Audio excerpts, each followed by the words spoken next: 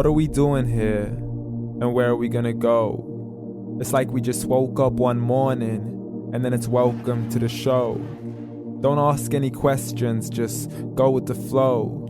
Make as much money as you can and try your best not to get broke. Copy everything you see on the TV, from the hairstyles to the clothes, and don't think too often, just do exactly as you're told. And if you ever get confused, then just turn towards the alcohol. You'll still hear your thoughts, then just turn up the radio as you learn to live a lifestyle of drugs, sex, and rock and roll. But in all honesty, I just need to know, is there more to the cycle than growing and getting old? Living and dying just to leave behind a happy home and a whole lot of property that somebody else is going to own. I just really need to know before the casket's closed, 'cause I'm not willing to gamble with my soul, nor am I ready to take any chances. These are just simple life questions and I'm just searching for some answers. Like, what are we doing here? And what is our purpose? How did we get here, and who made us so perfect? And what happens once we go, or is this world all really worth it? Questions we don't answer because apparently we don't really have to. There's no purpose to this life and our existence is merely natural. Then in that case, please let me ask you, did you create yourself, or was it somebody else who had fashioned you? 'Cause you're a being that's impeccable, faultless and unparalleled. You're a product of supreme intelligence and I'm merely being rational.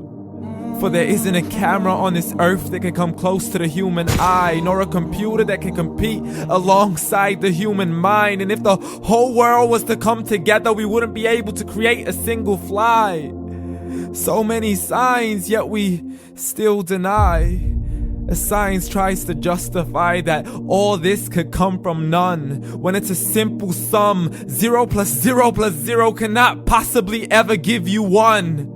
So from where did all this order come? For everything has its origins, a maker, a creator of its own. I mean, the only reason you're watching this video is because somebody had to press upload. So we can believe in the Big Bang, but I'd rather believe in He who caused it to explode. Allah, the creator of everything along with every single soul. The ever-living, the master, the only one who is in control. Unlike his creation, beyond our imagination. And no, he's not a man, nor does he have any partners in association. He's on his own. And no, he did not ever leave us alone. Just like every manufacturer, he left us with an instruction manual. The Quran and Islam, and I'm sorry to jump to conclusions, but it's the only one possible. The only definition of God is the one and only supreme being. It's logical. A book with 0 contradictions, with miracles that are both scientific and historical, all revealed over 1400 years ago.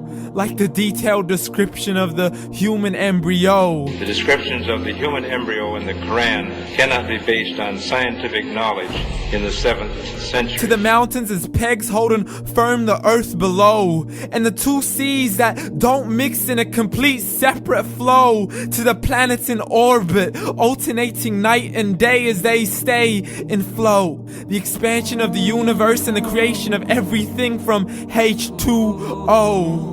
To the stories of the past and the preservation of Pharaoh. To identifying the lowest point in the land where Persia defeated Rome. The gushing fluid that created man in the glands between the ribs and the backbone. And not a word has changed, it's still the same. So please explain how all this was known over 1400 years ago.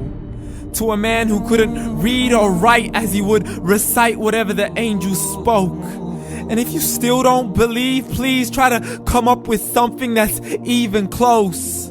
But you can't, so we took God as a mockery and his messengers as a joke. Muhammad could not read or write.